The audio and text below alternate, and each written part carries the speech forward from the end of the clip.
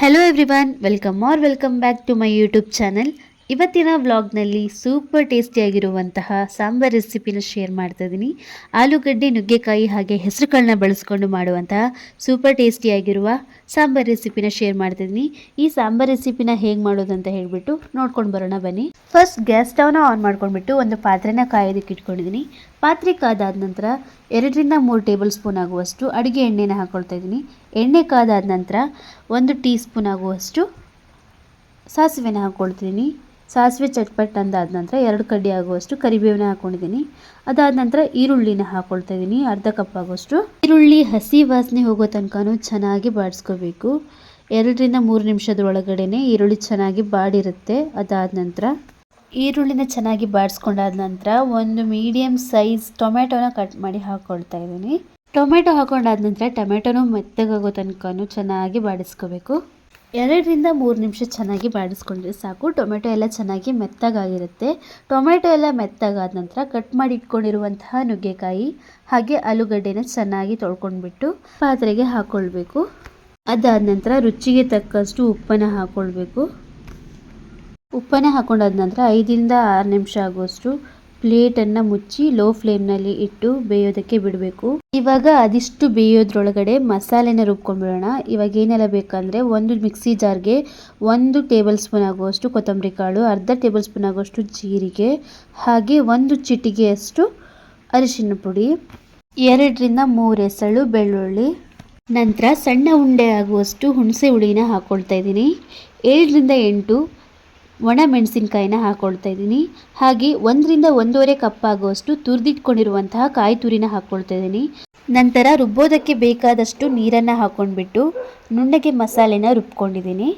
ನಾವು ಮಸಾಲೆನ ರುಬ್ಕೊಳ್ಳೋಷ್ಟರೊಳಗೆ ಆಲೂಗಡ್ಡೆ ಹಾಗೆ ನುಗ್ಗೆಕಾಯಿ ಕೂಡ ಅರ್ಧಂಬರ್ಧ ಬೆಂದಿರುತ್ತೆ. ಮತ್ತೆ ಮಿಕ್ಸ್ ಮಾಡ್ಕೊಂಡ್ಬಿಟ್ಟು ಒಂದು 5-6 ನಿಮಿಷ ಮತ್ತೆ ಬೇಯಿಸ್ಕೊಳ್ಳೋಕೆ ಇಟ್ಕೊಂಡ್ರೆ ಈ ರೀತಿ ಚೆನ್ನಾಗಿ ಬೆಂದಿರುತ್ತೆ. ಆಲೂಗಡ್ಡೆ ಹಾಗೆ ನುಗ್ಗೆಕಾಯಿ ಚೆನ್ನಾಗಿ ಬೆಂದಾದ ನಂತರ ಅರ್ಧ ಬೌಲ್ ಆಗುವಷ್ಟು ಬೇಯಿಸಿಟ್ಕೊಂಡಿರುವಂತಹ ಹೆಸರು ಕಾಳನ್ನ ಹಾಕ್ಕೊಳ್ತಿದ್ದೀನಿ. ಅದಾದ ನಂತರ ಅರ್ಧ ಬೌಲ್ ಆಗುವಷ್ಟು ನೀರನ್ನು ಹಾಕ್ಕೊಂಡು ಚೆನ್ನಾಗಿ ಮಿಕ್ಸ್ ಮಾಡ್ಕೊಳ್ತಿದ್ದೀನಿ. ಹೆಸರು ಕಾಳು, ಆಲೂಗಡ್ಡೆ, ನುಗ್ಗೆಕಾಯಿನ ಚೆನ್ನಾಗಿ ಮಿಕ್ಸ್ ಮಾಡ್ಕೊಂಡ್ಬಿಟ್ಟು ಬೇಯೋದಕ್ಕೆ ಅಂದರೆ ಕುದಿ ಬರ್ಸೋದಕ್ಕೆ ಬಿಡಬೇಕು. 4-5 ನಿಮಿಷದೊಳಗೆ ಈ ರೀತಿ ಕುದಿ ಬಂದಿರುತ್ತೆ. ಹೆಸರುಕಾಳು, ನುಗ್ಗೆಕಾಯಿ ಹಾಗೆ ಆಲೂಗಡ್ಡೆ ಹಾಕಿದ ನಂತರ ಇಷ್ಟು ಕುದಿ ಬಂದಾದ ನಂತರ ರುಬ್ಬಿಟ್ಕೊಂಡಿರುವಂತಹ ಮಸಾಲೆನ ಇವಾಗ ನಾವು ಹಾಕ್ಕೊಳ್ಬೇಕು, ಮಿಕ್ಸ್ ಮಾಡ್ಕೊಳ್ಬೇಕು. ಹೆಸರುಕಾಳು, ನುಗ್ಗೆಕಾಯಿ, ಆಲೂಗಡ್ಡೆ ಏನಿರುತ್ತಲ್ಲ ಅದಕ್ಕೆ ಈ ಮಸಾಲೆನ ಮಿಕ್ಸ್ ಮಾಡ್ಕೊಳ್ಬೇಕು. ಮಸಾಲೆನ ಹಾಕೊಂಡಾದ ನಂತರ ಮಿಕ್ಸಿ ಜಾರಲ್ಲಿ ಇನ್ನೂ ಸ್ವಲ್ಪ ಮಸಾಲೆ ಉಳಿದಿರುತ್ತಲ್ವ, ಅದಕ್ಕೊಂದು ಸ್ವಲ್ಪ ನೀರು ಹಾಕ್ಕೊಂಡು ಚೆನ್ನಾಗಿ ಎಲ್ಲ ಕ್ಲೀನ್ ಮಾಡಿಕೊಂಡು ಮಸಾಲೆನ ತೆಕ್ಕೊಂಡ್ಬಿಟ್ಟು ಮತ್ತೆ ಆ ಪಾತ್ರೆಗೆ ಹಾಕ್ಕೊಳ್ಬೇಕು. 2-3 ಸಾರಿ ಸ್ವಲ್ಪ ನೀರು ಹಾಕ್ಕೊಂಡು ಕ್ಲೀನ್ ಮಾಡಿ ಮಸಾಲೆನೆಲ್ಲ ಅದೇ ಪಾತ್ರೆಗೆ ಹಾಕ್ಕೊಳ್ಬೇಕು. ನಂತರ ಸಾಂಬಾರನ್ನ ಚೆನ್ನಾಗಿ ಮಿಕ್ಸ್ ಮಾಡ್ಕೊಂಡು ನೋಡ್ಕೋಬೇಕು. ಸಾಂಬಾರು ಏನಾದ್ರು ತುಂಬ ದಪ್ಪ ಅಂತ ಅನಿಸಿದ್ರೆ ಒಂದು ಅರ್ಧ ಲೋಟ ಆಗುವಷ್ಟು ನೀರನ್ನ ಹಾಕ್ಕೋಬೇಕು.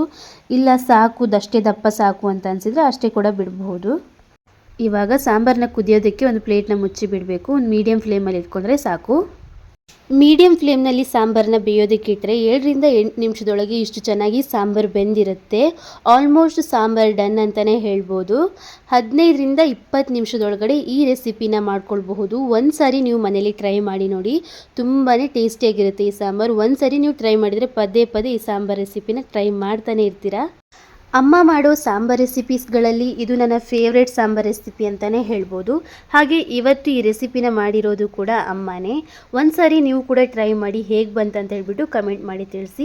ಈ ವಿಡಿಯೋ ಏನಾದ್ರು ನಿಮಗೆ ಇಷ್ಟ ಆಗಿದ್ರೆ ಲೈಕ್ ಮಾಡಿ, ಶೇರ್ ಮಾಡಿ, ಕಮೆಂಟ್ ಮಾಡಿ. ಹಾಗೆ ಸಬ್ಸ್ಕ್ರೈಬ್ ಮಾಡ್ಕೊಳ್ಳದೆ ಈ ವಿಡಿಯೋನ ನೋಡಿದರೆ ಪ್ಲೀಸ್ ಸಬ್ಸ್ಕ್ರೈಬ್ ಮಾಡ್ಕೊಳ್ಳಿ. ಯಾಕಂದರೆ ನೆಕ್ಸ್ಟ್ ನಾನು ಹಾಕುವಂತಹ ರೆಸಿಪಿ ವಿಡಿಯೋಸ್ ನಿಮಗೆ ನೋಟಿಫಿಕೇಷನ್ ಮೂಲಕ ಬರುತ್ತೆ. Thanks for watching.